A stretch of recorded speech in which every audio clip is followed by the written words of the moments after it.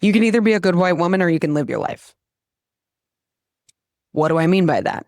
There is a good white woman trope that upholds white supremacy, and we all have it inside of us. It's our generational curse to break, and I hope you'll take some time to listen and then do some action that makes you feel alive today.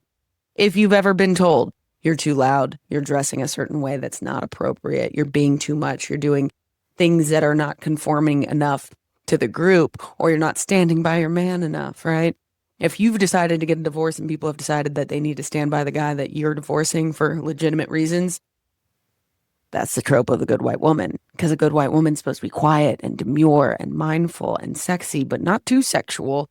Skinny, of course. She's supposed to look younger. You're supposed to be respectful and smart as a whip, but humble and not boast about it, not share your opinions or your ambition or anything like that. And that is the good white woman.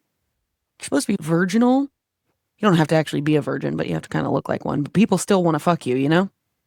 It's impossible to be a good white woman under white supremacy. The goalposts are constantly changing, and they don't want you to live your life because they don't want you to be happy. Because if you realize you're happy without the men in your life, white supremacists have a problem because they need you to have more white babies. Why do you think liberal white women are the number one enemy right now? It's because I don't need a single fucking white man in my life telling me what to do, and if they try to, I'll tell them to fuck right the fuck off. That's why childless women are a danger. Women who are comfortable being single are a danger. Women who only want to go after their careers and not stay home with their kids. These are all pushing back on the good white woman trope. And the good white woman trope has been used for centuries in this country to do violence against the savages. These are indigenous people. That is the term they used back in the day before they slaughtered them, usually at the expense of protecting women and children. Similarly with Black Americans and Black American towns. They used white women as a tool to do violence.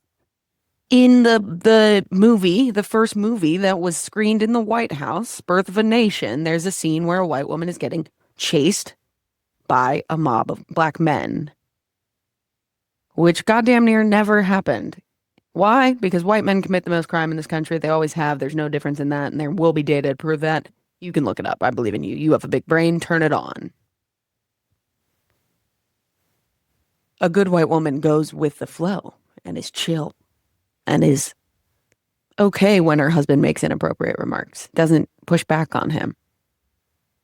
I think one of the most interesting cases of a good white woman is Martha Mitchell. I just watched the Netflix documentary about Martha Mitchell. It's only 45 minutes long. Martha Mitchell is the wife of Attorney General John Mitchell. And at first, she's seen as an asset under Richard Nixon's administration. She deals with the press, and she's fun, and she's flamboyant, and she takes DC by storm. And then Watergate happened, and she clocks it immediately. She clocked it immediately, and she starts talking about it. And she's got friends in the press. They try to put her in an insane asylum twice.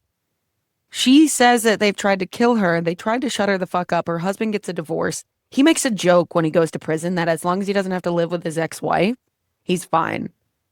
They painted her as an insane person because she was right and she stood up for the American people. Because Watergate was about cheating the system. It was about cheating the American people. And so when she stood up, when she bucked the system, when she didn't do exactly what they wanted, they tried to shut her the fuck up. And she survived that, right? 2 years later, everyone went down for Watergate. Her husband went to prison and she went out on the tours. She did the media appearances and they were like, well, so it seems you were right. She was like, I was, actually. Thanks for noticing. Yeah. They cut her off from all of her friends. They cut her off from everyone that loved her. The only person she wanted to see on her deathbed was her former husband, who was ostensibly very much in love with her until the moment Watergate broke. Don't fall into the trap of trying to please white men in your life. Don't fall into the trap of trying to uphold white supremacy, because you will never do it well. You will never do it perfectly, and they will throw you out like trash. This is also a message for Pam Bondi.